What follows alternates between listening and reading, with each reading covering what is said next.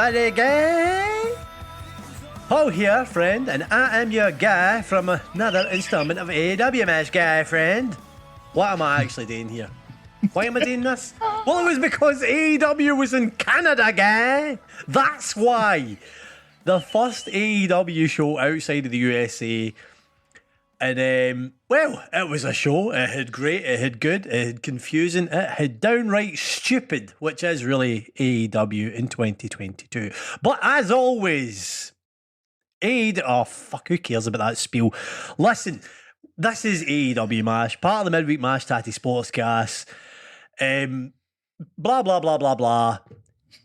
Ollie, tell them what your rate is. 5 stars, baby! Boom! Now, would you really disappoint a child? Rate is 5 stars, for God's sake. Anyway, joined by my two friends again today. Macho Mick. Hey, buddy. Hulk Harvey, buddy. Brother guy, friend. You're a guy, buddy. Yes! That's the patter. South Park, Canada patter. Blame Canada. In Canada. It's all about Canada, man. Can't beat it. So, what did you think, lads? First wee step out of the USA for AEW. A roaring success, it would seem. Fuck it, as far as the crowd went, my Christ. Aye, they were outstanding, man. I mean, I think at the time, I remember Meltzer kind of being slightly critical upon AEW for booking what wasn't the biggest arena in Toronto. So I think it was the Coca-Cola arena they came from, which is 6,500 kind of capacity compared to wherever the Raptors play, which I think is, obviously it's kind of 10, 15,000 less. One of these kind of modern, huge arse arenas that you get kind of in every North American city. But definitely to their credit, because this place was packed to the gills and the noise was pretty much constant all night, man. Yep. Wasn't it? Like, wow, man. Wow. First thing out, though, and I feel like we should spend a wee 5 minutes on this because potentially this is as important a signing as any wrestler. And that was John Moxley's wife, Renee Paquette, signing for AEW. Yep. What do we think? Get. What do we think? Big Get is the first thing that Mick says there. She is as legit as it gets when it comes to backstage interviewers, personalities, hosts, whatever you want to call her. She's very good. I mean, criminally underutilised so far, has to be said. But 1 week in, aye, true though. aye, you know, I mean, there's plenty of time yet for them to kind of hash out the issues and kind of up their game when it comes to backstage stuff, and not just backstage stuff, supplementary content. Yes, I read a tweet that was talking about how the Discovery execs are amazingly happy with how AEW is doing, and they're looking at options for creating content that's based around AEW but that isn't wrestling to put on either side of their shows, because they're getting great numbers when AEW's on. They want to keep the viewers there, so they want to bring them in before the wrestling starts or have it on after the wrestling. Some kind of docu type series, or, you know, kind of sort of sit down podcast style thing but filmed, you know, a la Broken Skull sessions with Stone Cold, yes, WWE Day, that sort of thing. There's a lot that they could do with Renee Paquette. Renee Paquette, so much potential. Very, very successful with WWE, doing a variety of different roles. I mean, you talk about our backstage interviewing, very, very, very respectable sort of presence in that. Gives an actual professional sports interviewer sort of feel to your programme. The in-depth interviews, talking smack when she presented that with Bryan Danielson, previously Daniel Bryan at the time. Fantastic. Probably the best bit of WWE TV every week at the time. Certainly the most interesting. You look at a podcast now, the sessions, very, very successful again. Brilliant, sort of personable style of talking to people. And it has a great rapport with anybody from all walks. I mean, it's from all walks of life. It's not just wrestlers that are on the sessions. Like, she's talking to musicians, she's talking to bloody ex-porn stars, she's talking to a huge variety of folk. So she is, and coming across brilliantly and getting a very, very good conversation out of everybody just because she has that next level sort of people skill thing that all these kind of great interviewers have. It's potentially a great signing. Just to your point, obviously, we kind of week one where she's in these daft wee backstage interviews. I noticed that this week coming in the Ohio show in Cincinnati, she's doing a sit-down interview with Bryan Danielson and with Wheeler Yuta on Dynamite. So that's already a step into what she will probably kind of do on AEW Dynamite. So that you're getting a bit of background, a bit of such story. Like the kind of thing we want to see, lads, really, from AEW. The thing they do best when they really commit to it. So it's a good first step. And moral of the story, fantastic move here. I'm amazed it's taken long. I think there's I don't know what the contract situation's been, but it's a bit of a no-brainer. I feel like there's a time and a place for these kind of, what would you even call them, man, sort of slapstick backstage interviews where it's just constant interruptions and it's very transparent that they're just either continuing a feud or they're setting up a match. It's definitely one of AEW's less fanciful tropes is this ability to not let anybody complete a backstage interview. So there is a time and a place for it, and it is something that you can use and you can get away with, but do it now and again, no every week, no every episode. And the other thing is that's the perfect time to wheel out, the kind of less experienced presenters, interviewers, whatever the term's going to be. They've got a couple of them on the books. They do. A couple of sort of younger lassies that are earlier in their career. Let them handle that. There is so much that Renee can be doing for them, and great to hear that it looks like they're kind of taking the first step with that. Yeah, that's it, mate. But just to speak quickly on the kind of tropiness with AEW, certain tropes that they just continue to keep going back to. Every week, man, we get this interview thing, the backstage interview. I would challenge them for 1 week just to see if they can do an episode of Dynamite without an interruption backstage. What is if you're being, think about this in a kayfabe sense, you're being asked a question by a journalist or you're being told, right, you need to go do your interview. What is the point in you even speaking if you're going to get interrupted? Like, what is the point? Aye. How does that benefit you? I don't mind the interviews if, in interviews, they put a point across, it's building something, whatever. Yep. But, not every single one needs to be interrupted by somebody. It's so lazy. It's fucking weird. Aye, lazy it is. Aye. Very lazy. It's just, doesn't really make any sense. That's another thing. It's aye. It's the same thing every week with these interviews, man. It's boring. You know what's happening if you see two people standing against one of these screens. You know what's coming. You don't even need to think about it. And I want to be able to think about it. I want to actually be engaged watching this, and it's it's turn off telly material at times. Something they really need to fix. Hopefully Renee being there is going towards fixing that. So obviously first person she brought out was Christian Cage, and the first match we got was the first beat on this charge to the top of the card from Jack Perry, and this was Jungle Boy Jack Perry versus Luchasaurus. What did we think of this match, lads? I'll put it to you guys first. Mick, Harvey, do you want to go? Mick's going to take his time in this. But I think I'm going to agree with Mick as well. Probably. I mean, I think the match was good, but a lot of fun. Yeah. And in isolation, great fun. But I mean, Aye. Where's they going with this? Like, Is the big Exactly, question. that's all I'm going to say. It was a really, really good match. Like, really good. Like, it wasn't perfect, but it was really, really good. Mm-hmm. It was a match that could have been a pay-per-view. You know what I mean? It was really good. Oh, like, they high worked, level mate. match. They worked. My God, did they They're work? great together. Yep. They're great together as a tag team.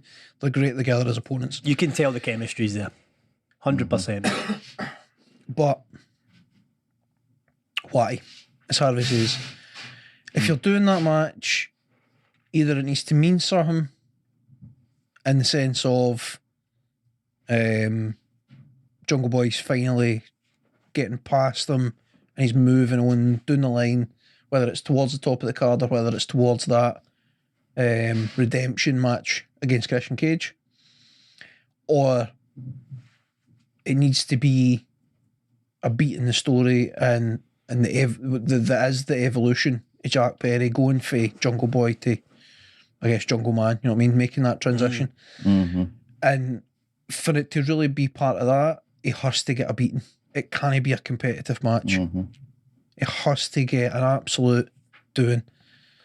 And having a really good match like what they had, it was great entertainment, but it's almost a backward step. It doesn't take us anywhere. The biggest problem for me is it eliminates a couple of steps in a potential story. Like, he knows that he has Luchasaurus's number when it is just in isolation, him versus Luchasaurus. Mm-hmm. That's what I gained for this match was storyline wise. He has Luchasaurus's number if it is just him and Luchasaurus. If Christian Cage gets involved interrupting, that makes it a different story, and that's when Luchasaurus wins, which is due to the interruptions.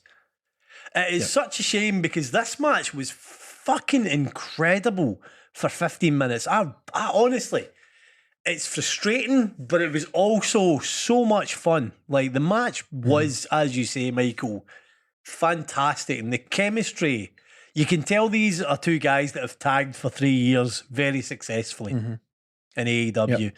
There is an unspoken sort of coherence between the two of them when doing sort of set pieces, when kind of working with one another. It's fantastic to watch. And Jack Perry has got the ability, like, probably there might not even be another as good as Jack Perry as an underdog babyface in AEW. Like, that brings emotion out of the crowd, that brings that sort of love out of the crowd when he's coming back or when he's getting beaten down. Like, there's a care there with AEW fans and Jack Perry. Like, they care about him. It's love, man. He's got a really good face.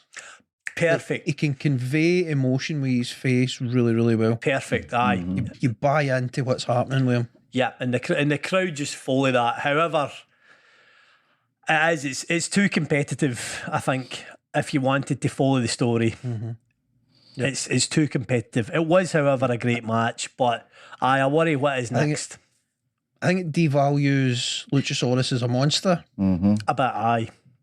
And it just kind of skips a few rungs, a few beats as far as the evolution of Jack Perry. I mean, he almost doesn't need to evolve to get past Luchasaurus. Aye, basically. I mean, He just that's what needs it to tells make you. sure that Christian isn't Aye, it tells you that he just needs to be a bit more street smart, which obviously that was what Christian was putting over in commentary. Christian Cage was saying that no paying attention to no keeping your eyes on the prize is what sets you apart from me and Luchasaurus. Like, that's where you. So Christian Cage was doing some excellent work in the commentary position, trying to sell this story, and that's fair enough again. But I don't know if it is. Is it maybe because Christian Cage is due back sooner than we think? Is that maybe the plan, that this kind of Possibly part of the story wraps up at Full Gear where they have a rematch?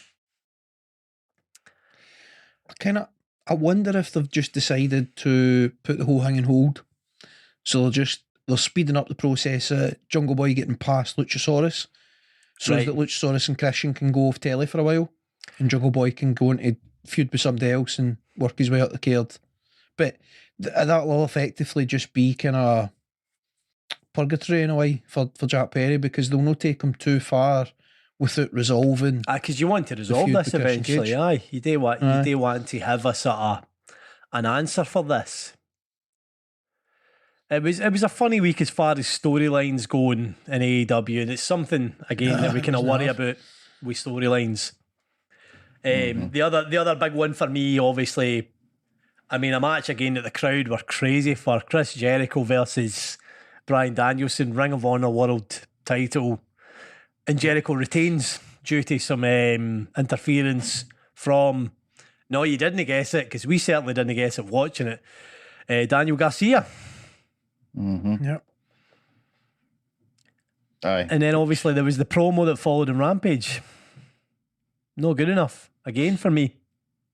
It's completely lost me. Just when they had won me over with that storyline, it's lost me. It's a backward step. It's not even a backward step, man. It's like one step forward, fucking 10 One steps step beyond. Aye. One step forward, fucking 2 feet dive off the rails. What the... I Again, don't know, man. this year with AEW, there's been these moments where they get you where they want you, and then they totally fucking blow it. Jamie Hayter, again, if you think about it, like she was there, and then they just didn't commit. Still getting the reaction. Oh, they need to pull the trigger with her. They need to. The Sammy Guevara and Scorpio Sky storyline, where it was a double turn coming, and then at the very last bit, Scorpio Sky kicks Frankie Kazarian in the balls, ruins the whole thing. Like, do you know what? It keeps happening this year. When Garcia did what he did and sided with Jericho again, my gut instinct was that the Ring of Honor TV deals fell through. They've been anticipating that it's coming soon. Something's happened. It's been delayed, so they're delaying the storyline. And keeping it on Jericho longer. Yep. I don't know what they're doing. What it means. The obvious destination is to have Garcia take the belt off of Jericho and then go on and be a babyface champion in Ring of Honor. It was on a platter.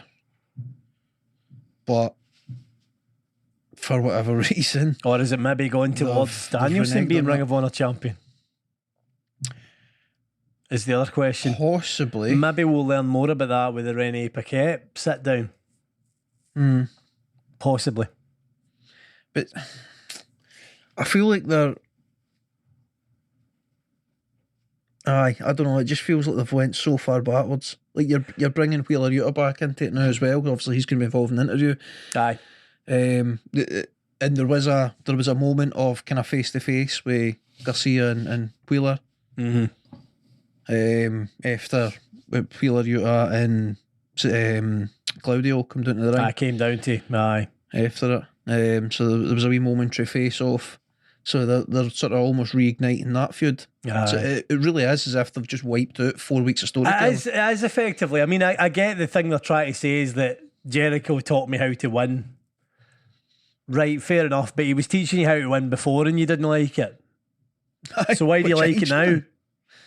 Like, it doesn't, it's not good enough. He was already teaching him how to win. Like, it's stupid, man. It's really stupid. The one upside it, though, I've got to say was the interruption, and this is an interruption I was quite happy to see. Dalton Castle and the boys, and Dalton Castle's utterly fabulous way of cutting promos, which is to be as overly gay as possible. I believe the term would probably be camp, but aye, camp would be maybe camp, overly gay. He is. I love him. I'm going to say I love a bit of Dalton Castle. So I was actually, this was an interruption I was very happy to see, and for somebody to call a wrestler a silly goose in 2022, fantastic, man. He called Jericho a silly goose, man. Aye. My only problem with it is that, I mean, I get it. So, like, Jericho's doing a tour de former champion. Aye.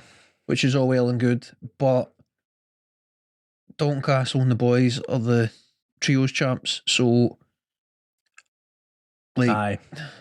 do we need to, can we not just have them be in a a match defending their belts at some point. Aye, that would be nice. I mean, they have been doing it on Dark a lot, the 6-man, so they have Dalton and the boys. But on the upside of this, Jericho and Dalton will have a match, and no doubt in a week's time we'll be talking about how good Dalton Castle looked in a match with Chris Jericho. Jericho will put him over in a big way. And not just that, Dalton Castle is a fucking talent, by the way. Like, as a wrestler. He legit is, man. I remember the Battle of the Belts. I think it was the Battle of the Belts 2. Jonathan Gresham versus Dalton Castle, and it was a cracker, man. An absolute cracker. Aye, they did a very good match, aye. Just the downside then is Gresham really isn't... His star power didn't really transfer very well, so it didn't really matter. Jericho, it'll matter with, which is the upside. Yep. It was a very busy week, though. I mean, hey, what about going to Rampage as well? All the Dark Order put their hands in. Fifth hand comes in, camera zooms back out. There's Stu Grayson again. That was a wee shocker, eh?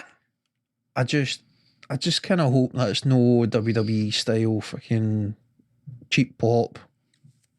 Wheel out the quote unquote legend, the Canadian pop, and then wheel him back into the cupboard. That's what I kind of worry about, is that it's just because he's Canadian, so they've thought, oh, get Stu here, the crowd will go nuts. The crowd went nuts for it, by the way. Mm-hmm. They went mental.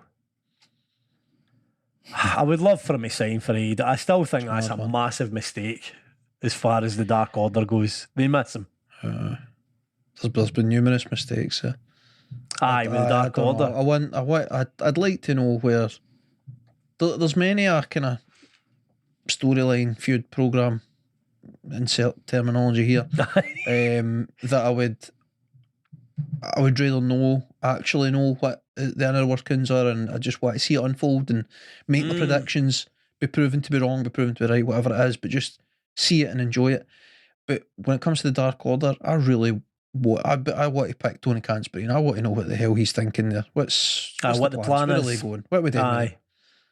Is it just that we can't get rid of them because of Brody Lee and knew they just sit there as an ornament? Because that's poor. Like, they deserve better than that. They're all good wrestlers. They're all good characters. They've all done their bit when given the chance as well. It's a bit harsh. They've all stuck together up until the point where Alan Angels turned heel on the Indies recently. They've all stuck together. They've all stuck together with AEW. So whether it's New Japan or whatever the indie promotions that they work with now and again, you'll randomly see pairings. I noticed that Stu and Uno are doing a match as well, aye. And they're named as the Dark Order, Stu and Uno. Yep. Like they're no named as Stu and Evil Uno. Yep. So they're still working as the Dark Order out with. Like, I don't know, man. Funny. It's a weird one. Funny old game. Funnily enough, another funny old fucking storyline. Again, FTR introducing their best pal from Ontario, who's a big, huge, nice guy, and out comes the chairman, Sean Spears. But he's not the chairman anymore. He's the Perfect 10 again. Perfect 10, aye.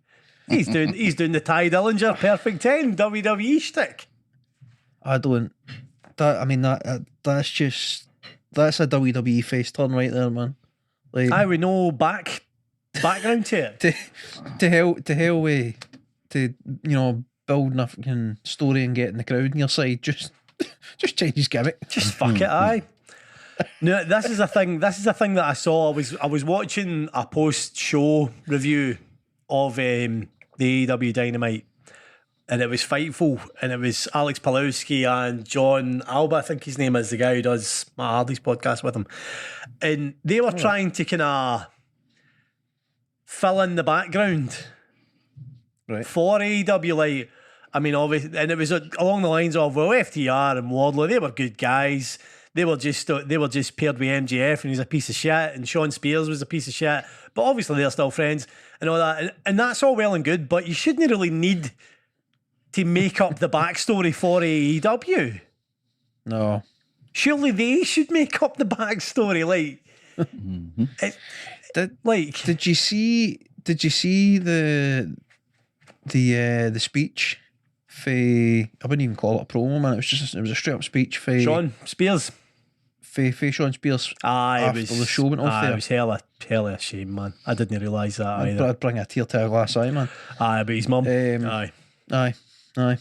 So I can see it being possible that they had this in the pipelines and they did plan to have a wee bit of storytelling to make it make sense. But life's gone. And then, life happened. I mean, to put a wee bit of meat in the bones there, obviously that was, Sean was telling the crowd in Ontario that his mum had passed while he'd been away, and that his mum was the first to find out that she was in fact going to be a grandparent.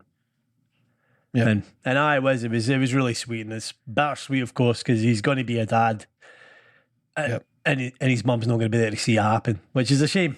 It is a fucking shame, man. A right old shame.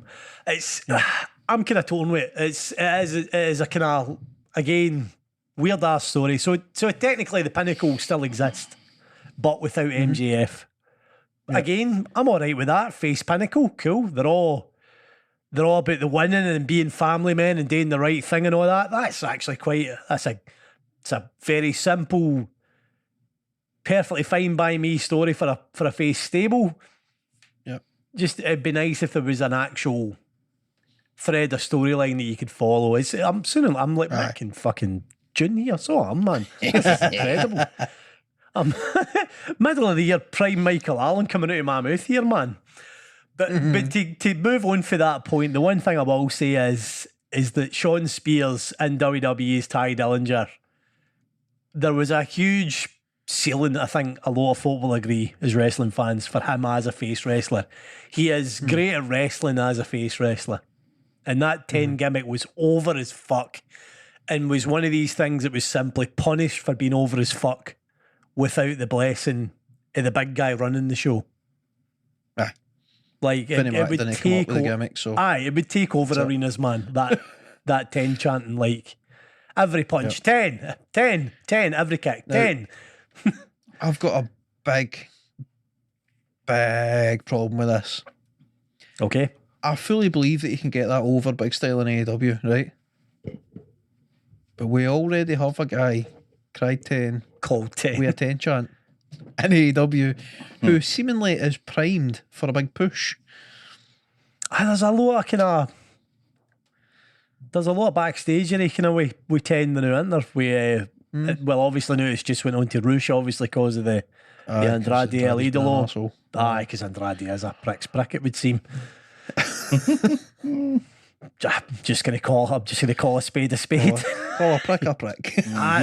He's back. He's taking pictures of himself in front of the AEW banner doing suck it and all this. Like fanny, pure fanny. Sack me, basically. But anyway, sorry. So it would seem that there is plans to do something with Preston. It's about time the mask come off him. He's a big handsome bastard. Get the mask off that boy, man. I don't know, man. I feel like there's every chance he changes his gimmick. Because I mean, the thing is, 10 does come for Dark Order. So if he goes solo, then it makes sense that he'll just be Preston Vance or some variation of that, and he'll lose the 10 gimmick. So fair enough, but maybe day one before the other. Aye. There needs. You'd think that, wouldn't you? Like, is that too much to ask? Aye, it's something that we come back to a lot on here with the book, the current AEW booking, is that it's all the right stuff. It's just knowing the right order, and if you could just move one thing here, put one thing in the back here, it would all run perfectly. But it's all a bit excitable and a bit too fucking much. I would like to refer yous and the listeners to the classic Morecambe and Wise sketch where Eric Morecambe, I believe it is sitting mashing a piano and Wee Ernie comes along and he says, "Excuse me, gotta stop that, you're playing all the wrong notes." And then Morecambe poos him down by the neck and he says, "Listen, I'm playing all the right notes. They're just not necessarily in the right order.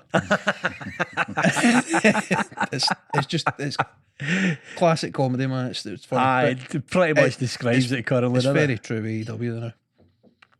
Aye, things backwards, things not quite in the right spot. Weird. Speaking of weird, this is about a trashing AEW week, funnily enough, it would seem. Nyla Rose, the self-proclaimed TBS champion. Now, I'm a big fan of Nyla Rose's comedy chops, by the way. I actually find Nyla Rose very funny. Me too, I've got to say. Aye, she is genuinely a fucking great laugh. It would Especially on seem. Twitter. Her Twitter is probably one of the best wrestling Twitters out there for Pat. And usually our username is fantastic. Like, our username has changed about 10 times in the past year. And it's always very humorous. Aye. I also quite liked the bit where Jade and the baddies come running down, they sneak round the side, and then you've got Nyla Rose laughing, you've got Vicky Guerrero going at the hey, shaking the Eddie Guerrero shoulders at them. Funny as fucking isolation. But it's another case of the Tony Khan, what will we do with these women? Hit the Nyla Rose button, and they just had it, and out comes Nyla Rose to do something for a couple of weeks. Aye. It's another AEW trope. It starts to make me wonder now, like, anytime Nyla Rose gets involved with something, my brain starts going, what are we waiting on? What's next? What are they building towards here? Exactly. She's a placeholder wrestler, effectively. What are we holding out on? Aye. Like, what's the next big story aside from this? Aye, and it's never ever bang on. Like, that is effectively what she's used for. Let's buy us a couple of weeks' time. Nyla, go out there and be a good laugh, all you please, hen. And away out she goes and cuts really fun. Like the kind of the promo backstage in Dynamite where they're saying, you're not actually TBS champion, and she's going, well, I know. Like, hilarious, man. Great laugh, but aye, it's definitely a button in Tony Khan's office. The commentary was accidentally hilarious when they were talking about the possibility. Who was it she was wrestling? Anna JAS it was. Oh, it was Anna J, so it was. They were talking about what if Anna J wins, and like JR was trying to wrap his head around the possibility of Anna J winning the TBS title, but no actually being the TBS champion. Oh, JR must have been really annoyed. JR had one of the kind of funny weeks on Rampage this week where he was just prime JR. God, man. Brutally honest. I mean, one thing I've got to say here, though, even though I'm kind of coming down on AEW a lot this week, and these kind of couple of episodes, I still really enjoyed what I was watching a lot of the time. Aye. I didn't dislike Dynamite. I didn't dislike Rampage. Mm-hmm. I just rolled my eyes at the things that were wrong, but I didn't. It's a weird experience to enjoy something, but yet think, fuck, that was a bit shit. Aye. How do you explain that? Are you in the same boat, Harvey? Like really enjoyable, but also no agreeing with it? Aye. Pretty much. Pretty much. Aye. Guys, it's weird, man. I don't know, man. It's strange. It does genuinely feel like the Morecambe Wise thing, man. It's like they're doing everything right because it's enjoyable, but somehow parts aren't quite in the right order. Like, it's just disjointed. It's it's no flowing the way it should. So it's not right. Like it's just off. It's off. Aye. It's you warned about it months ago, man, and I said, you've been a bit harsh, but you've been proven to be completely right, man, in a lot of ways, Mick. I've got to hand that to you. You have been very much on the with it. It's regretfully seemingly it's a very easy fix, which is the most frustrating thing. They've got the talent. They more often than not have very good stories to tell. You know what I mean? The programs that they work, generally speaking, are very good. They've got just about enough TV time for the amount of talent they're trying to get on TV. Like, everything's kind of there and falling into place for them, but the booking just lets them down time and again. Aye, just not quite right. It just isn't quite right. Another thing, and I put this down as one of my notes here. Bryan Danielson loses too much for me. As one of their biggest stars. However, I think that's his choice. I think Danielson needs protected from himself as far as trying to put everybody over. He is all about the wrestling business continuing to do well, and he will do anything that he can to put over new stars and to elevate folk, sometimes to his detriment. Yep. And I feel that I've seen Danielson lose an awful lot lately in big matches. Somebody needs to take him aside and just explain that. Well, in fact, they don't even need to take him aside. They just need to tell him to watch some Chris Jericho matches. He can put people way over without actually losing the match. Be fucking selfish a wee bit. It can be done, aye. Because the thing is, it's all well and good, especially where he is being sort of situated as this kind of elder statesman mentor role in Blackpool Combat Club. He doesn't need to be winning every match and be on his way to a title right now. However, when they decide to put a title on him, he's going to have to win a whole host of matches to make himself a credible champion again. Not because he's no got the talent to do it, but because they've had him losing too many matches. Aye. There's, in a company that likes to now and again, when it suits them, reference records. You kind of need to have a good record to be at the top, to be at the to be a top, contender. Like, he always loses the big one. Like, he always loses the big one. Like, he always just falls short. That's interesting. Just before we quickly... on you go. You geez a question. Go for it. This is no like in ring or anything like that, but so the days, so today, recording date is the 16th of October, right? Which is Kenny Omega's birthday. Okay.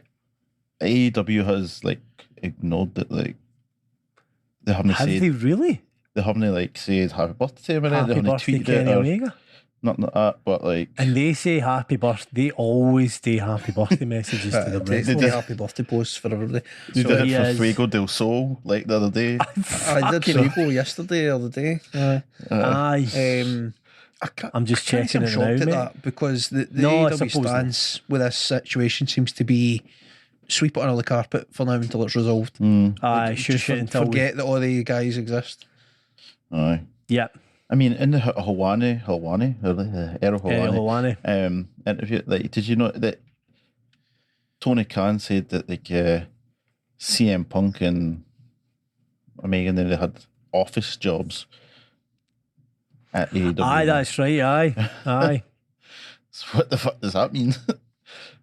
Well, aye, so that would suggest that CM Punk is an EVP just like the Bucks and Omega are, which I've got to say though, the kind of the attitude of Ariel Helwani around the Tony Khan interview was a bit weird for me. Tribalism's a big thing in wrestling, and sides are picked and all that. I would wager Ariel Helwani is very much picking a side there between AEW and WWE, because to watch that actual clip of Tony Khan being interviewed, 6 times Ariel Helwani continued to ask about something that Tony Khan clearly didn't want to talk about. Would he have done that with Triple H? No. Would he have done that with Vince McMahon? No, he would have. He would not have. Is it because Tony Khan's this wee, geeky, sort of off-the-wall guy that he feels comfortable hammering questions at him with a clear lack of respect? Weird for me. And I actually, for my money, Hawani's usually a very good interviewer. That was kind of off style for him to be biting at somebody like that. It's not the first time, but aye, It's very questionable. Very weird. He's on the payroll, boss. And then coming out after AEW fans and all that, like as if it's only That's the worst thing AEW about it, man. fans. Aye. That's the worst thing about it. Be a bit sour about an interview, that's fine, but your problems with Tony Khan. Aye. You don't need to then question the integrity and intelligence of people that are fans of a particular product. Aye. Just because It's lazy point scoring is what that is. Lazy point scoring to appeal to WWE fans who are, as we know with wrestling Twitter, just as bad as AEW fans, if no worse. Yep. Like, as we've spoken about on here before, many a time, the inclusion of AEW in the wrestling zeitgeist has brought out a hell of a lot better product for WWE recently. Whether that continues or no, I don't know. But it's certainly, there have been more better things in WWE since the birth of AEW. And you would think fans would be happy with that. Like, as wrestling fans, you should want everything to be good. Like, even if you just want to support one team, as it were. Like, everybody putting on a good show should be what it's all about. No shooting down everybody. Wrestling doesn't. Absolutely. Wrestling fans doesn't deserve wrestling. I always say it. They don't deserve wrestling. Like, it's such a toxic place, man. Oh fuck. Anyway, what? Oh fuck. Here we go again with interruptions. We're trying to get some time. 1, 2, 3. Everybody say. I was just going to ask, like, why is AEW on Tuesday night instead of Wednesday? It's been moved because of the baseball, MLB. Makes sense. Yes, the World Series. It's the World Series. World Series, isn't it? Well, Aye. quote unquote World Series, but that's just teams for America. So, Aye. Right, World Matt, your Series turn. of America. World Series of American baseball, American teams. Right, what were you going to say, Mac? I was going to say, can we now talk about the accidental comedy gold that was Hangman Page? Good, because that's where I was going to go. I am a man! He's a man, god damn it. I'm going to have to try really hard to not say something offensive here, right? But right, that moment where he starts punching himself in the head and screaming into the microphone, man, that was reminiscent of somebody that was missing a chromosome or two. Like, some wasn't right for a second there. He went mental. I loved it though. I've got to say, I really enjoyed it. It fits in with his character. He's an emotional big millennial who overshares how he is feeling far too much and lives on every inch of his emotion to drive him forward as fuel. It was Hangman Page being Hangman Page in a lot of ways. Yep. Hilarious how he burst himself open, punching himself. And you could see there was a direct thought in his head of, fuck, I hope I've not concussed myself for next week here. I might have put myself out in next week's match. And again, that kind of plays into Hangman Page looking like an anxious millennial cowboy. Looking anxious in front of the manliest man the AEW has, John Moxley. He was every bit himself and passionate about it. And I kind of loved it. John Moxley is going to make a man out of him next week. I just wish that Moxley just walked away laughing. That's all I needed. It's like, you're a man, son. Aye, very good. I mean, that's when I just been the cherry and told would be Moxley buckle out my. Just like pat him in the head and walk away. Okay, pal. Bye-bye. that is probably all it was missing, but it was a ridiculous rant, but it fitted in with his character. There was background there as to why that's how he behaves. Aye. And all the talking about all the friends missing and all this, like everything's gone wrong. Like, so he's nothing to lose. Quality character development for Hangman, but the problem is we can't rely on the booking being there to go along with it. Aye. I feel like Aye. off the back of something like that, it needs to be made to look silly next week, and I don't think he will. I think they'll just have a great match, straight up like a back match. and forth. Mox will sneak the win. He'll get past him with a roll up or something. It would be good if Moxley destroyed him. That's what it I needs. feel that that's one thing that really misses in AEW is brutal squashes. Like somebody dominating somebody. Like if you want to take this into a real combat sports sort of thing, like you'll see that where there are two guys who are passionately ready for a fight and one absolutely steamrolls the other, like because the other has got to it. Like perfect example, Conor McGregor, Jose Aldo. Conor McGregor spends months and months in a campaign of fucking shithousery with Jose Aldo. Jose Aldo forgets what he is. He forgets he's even a cage fighter, for fuck's sake. Runs out there roaring Leroy Jenkins and is on his back within, like, what, 12 seconds, was it? I got about 8 or something. I'm not sure. 8 seconds. Leroy! Whack. Down he goes. Aye, thereabouts. Two punches, if that. I think, in fact, it was just one punch, wasn't it? Was it one punch? It was a one-punch knockout. Aye, so they dancing about each other. Conor McGregor threw something. It was like a 1-2 combo or whatever it was, but it missed. Aldo threw I think he threw like a leg kick and it missed, and then he just went, as you say, he just went. He charged Leroy Jenkins and ran full blast at him. McGregor just sidestepped him and left hook. That was it. Now that would be perfect for this, where Hangman just goes in there all amped up, far too emotional and raging, and Moxley just sidesteps, drops him in his head, and then Bulldog chokes him. Well, do you know what? Moxley has the perfect move for this scenario.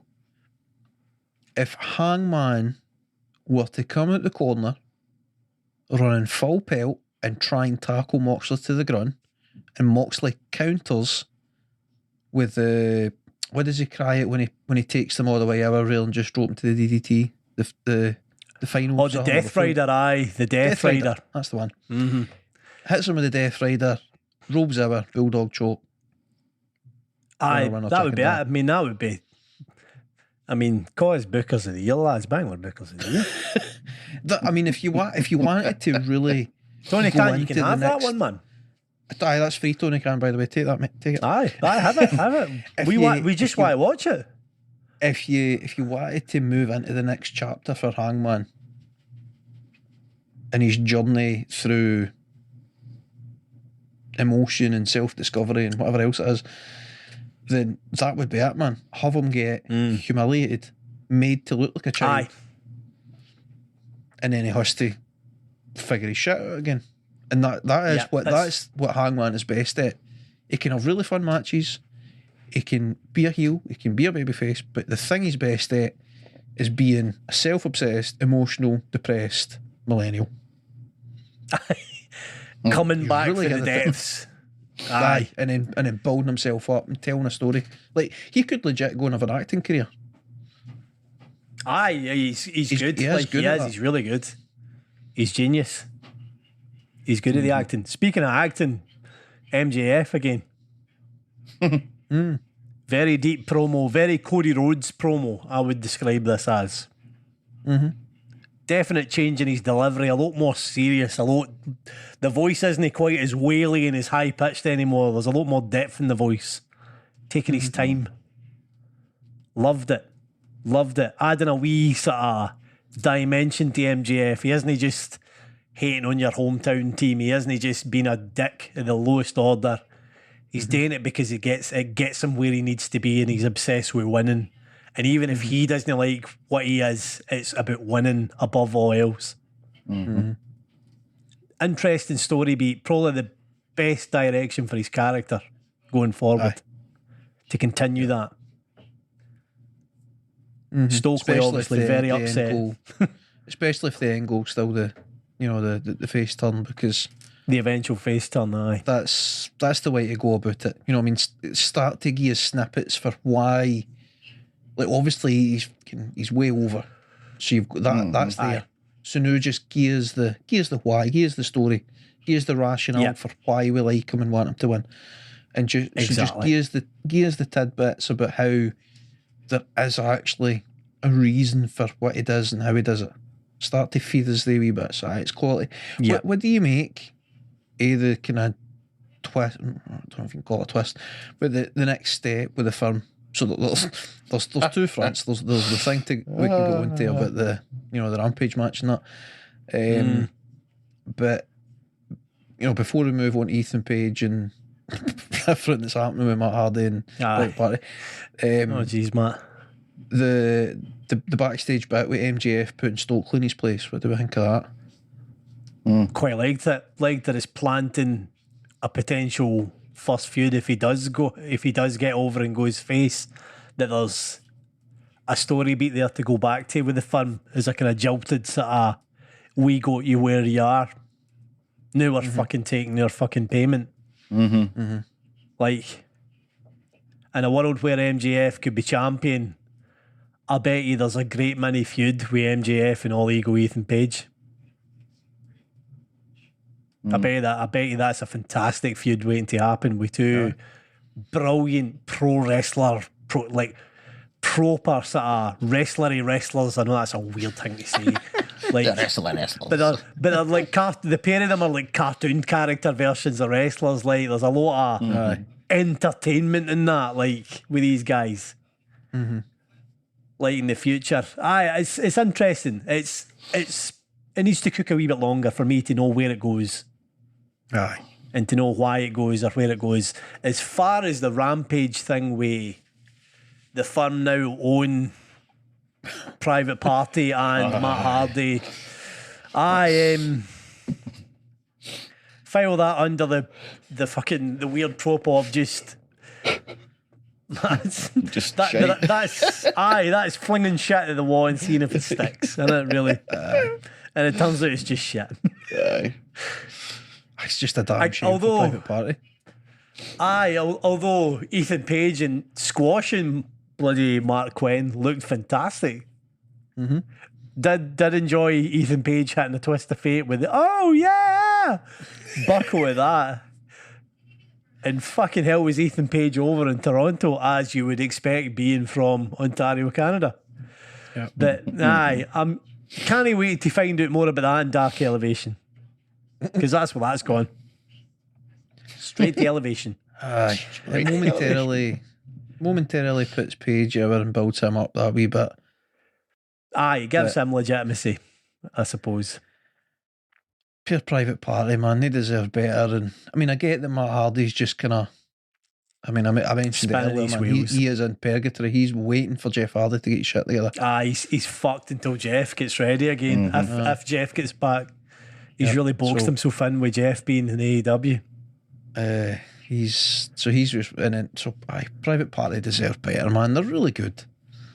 They are really good. You know that they are, and they've got a lot better as well. Like the reps on Dark and on Dark Elevation have definitely improved them as a team. So it's a shame that's what it is. God knows what it means for the firm as far as having 3 extra members that don't want to be in the firm. How do you? No, I'm knowing what I think about how it works. Like, you know that fuck it. Andrade family office give them up, so the firm just take them. It's I think this is the beginning of the end for the family office. That's what it is. Well, I think that's fucked now, essentially, isn't it? They're just shedding members because, well, the guy that it's named after Walney Company's working play nice, so they can't really use it as a faction anymore. Yep. It's kind of fucked. Rush is kind of wrestling with one horn behind his back now. Again, he's in a bit of a weird position because his best mate's no coming to work. Fucking shame for Rush, because as I've said, Rush, love the guy. Yeah. Speaking of fucking stupid. Oh, on you go. Fucking lawyer again. That fucking lawyer again. Get off of my telly. Get off of my telly. It's not funny.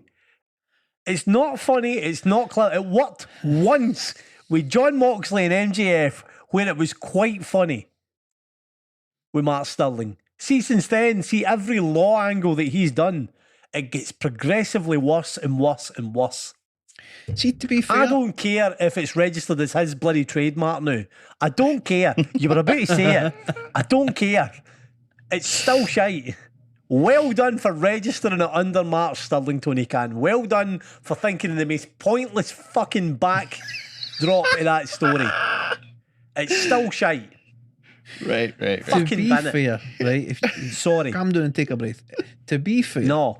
Right, on you go. to be fair to them, I thought when they did it last week, I thought it was a genius way to force a gimmick change when they did it with the blondes. Right, okay. Aye, I'll give them. Aye, that's not too bad. But then they've completely went and fucked it. But then doing it again with the Acclaimed. No, the Acclaimed. No, now. No, you can't take that serious now. I mean, you couldn't really take it serious before, but I mean, you could buy into it a wee bit. You just didn't need to do it. You didn't need to do it. Definitely didn't need to. Why is somebody not saying to him, Tony, this is a bad idea? Probably. I don't think we need to do this. And again, another tag team getting held back because Woods and Nice are actually a really good, really interesting, Pretty good, by the way. style, fucking, Good workers. proper wrestling tag team. Aye. Bin it. Anyway, bin it. fine. Right, bin it. Do you know what we haven't talked about? What? Travesty. Cassidy. Orange Cassidy. Travesty? Orange travesty? Eh? Were you just gonna, did you call him Orange Travesty there? No, Orange Cassidy. I said it's a travesty that we've not talked about it yet. Oh, no. No, that's fair enough. That is an Orange Travesty that we didn't talk about Orange Cassidy. And don't worry, this is what was why I move on to Harvey. This is the final beat of the night for us. Do you know- Orange Cassidy, champ. That match in this feud program, whatever, this is AEW in a nutshell. It's some great booking, some phenomenal matches, some very short-term stuff that makes a reasonable amount of sense, but now a big steaming pile of shite because you've got Pac having turned heel, who's in a face trios tag team who are champions, who are now going to face the trio that have been beat again and again and made to look a bit daft, but now one of them's a champion that we're supposed to take serious. And we don't care who's face and who's heel and what the outcome's going to be. And, but then, It's a bit weird that you would have your new All Atlantic champion beaten straight away because surely Death Valley and Glon are going to lose that match. Yep. But I'm sure they'll have a phenomenal match. Of course they will. Of course they will. Because by the way, the match, as you said, Harvey, we should have talked about it sooner. It was a great match between Pac and Orange Cassidy. Aye. Really, It was over as really fuck good. with the crowd. Over as fuck. And Orange Cassidy, again, he's one of these folk that get nearly there and then he loses the big match and away he goes back down. And then he just about gets nearly there and then he loses again and away back down he goes. So it's nice to see him win something and it's a just reward for him as a very, very big sort of wrestler for AEW over the past 3 years now. Yeah. What's the So pros? it's good to see. What's the pros, and if there is any cons, if it is him being the All Atlantic champion? Pros is obviously the fact that he is a fantastic babyface underdog wrestler who I can't think of many bad Orange Cassidy matches. Can you? Can you name a bad Orange Cassidy match? No. I mean, I can't. I genuinely can't. There's no anybody that I've ever seen him wrestle that I thought, well, that was shit. It doesn't exist. That's the huge... The only thing I could give you was the nonsense having him going against Wardlow, and Wardlow just won the TNT title. Aye. But it was Storyline though, that was wrong. It wasn't a bad match. It just made no sense. match itself though was fantastic because there's a lot of stock put into Cassidy's sort of sloth style, sort of lull you in with the laziness thing. Yep. If you imagine like he's kind of kiddie own stats, they're very high effectively. Yep. Even though he's a wee tiny ginger pasty guy who puts his hands in his pockets. So there's massive pros for one-on-one matches with folk, and that's where the All Atlantic title's been largely, which has been fun one-on-ones with lower card guys. And AEW have a lot of good lower card wrestlers. Cons, well, it's not that important a title really, so it's maybe a kind of relegation for Cassidy to kind of lower card wrestlers for the foreseeable. There's a big glaring con. Hit us up, Mick. Pac is an international wrestler. He fits the bill for All Atlantic title. He will travel Europe. He will travel the North American Indies. He will go everywhere, man, as the song says. Aye. Orange, no so much. Doesn't mean he'll no wrestle elsewhere. Especially if Tony Khan's asking him to take whatever bookings comes his way to just go and tour the title. But that's not him. That's not his style. So I wonder if it's predominantly a case of put the belt on Orange, who's over as you could possibly be, to big the title up a wee bit. Have him have a couple of feuds that sort of build him up a wee bit and the title, so that then the title can go to somebody else. And then it's a case of, if it's somebody on the come up, somebody that's a bit lower in the card, them winning the belt automatically lifts them up. Aye. That's again, that's possible. I think possibly your next champion after Orange Cassidy is Ethan Page with this. I still think that's also a shout. He might be your next in line after Orange Cassidy. And I think that match would be a lot of fun. It's interesting. It's interesting. Again, like Michael says, classic AEW. There's a lot right there, but there's a lot really maddeningly frustrating. I've got to wonder if I cannot see the Best Friends taking the trios titles right now. But also you can't have Cassidy looking weak in this match. So how do you do that? Exactly. Well, I think it's very likely that this is the implosion, or the beginnings of the implosion of Death Triangle. I think possibly.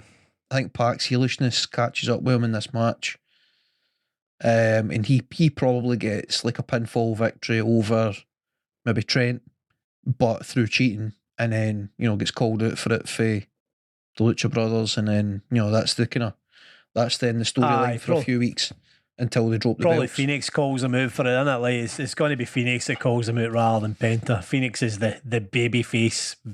Aye. The real baby face of that team. Penta is too, because Penta's a big personality, but Phoenix is the real baby face of that team. Like, he's your young Rey Mysterio type of guy, really. Yep. Oh, good lads, it's been a busy ass fucking hour and a bit there with that podcast, really, that we've hit so far. I'm just going to quickly bring up what I've found for this week's show coming up in Ohio, and that is obviously with the John Moxley Hangman Page main event, Chris Jericho Dalton Castle Ring of Honor World Title. We've obviously got, as we've spoke about, we've got that trios title match. We've also got Tony Storm Hikaru Shida for the Women's World Title. So it's a busy episode coming up. Yep. I know. Again, of course they are, Mick. Of course they are. This is why I said just wait to see what they do, because I don't have much faith. So the team who were pals and I don't want to fight my pal, well, they're fighting one another. So just going to put that out of my head, because it would just, thinking about it just makes you mad. We also hear from MJF, and we have the sit down with Danielson Wheeler Ewer. So busy week coming up, really.